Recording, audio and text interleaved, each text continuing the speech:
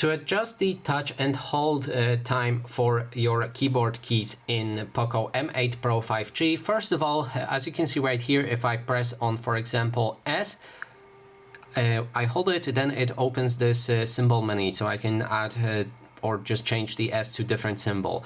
And we can change the entire duration for holding it in the settings. So let's open them.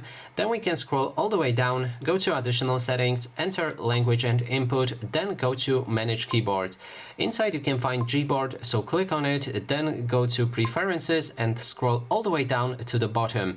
That way we'll be able to find touch and hold duration, and we can change it to 100 milliseconds. Now if we open our keyboard and click and hold on any button, it should instantly pop open this menu. And that is basically everything. Thanks so much for watching, and if you like this video, please consider subscribing.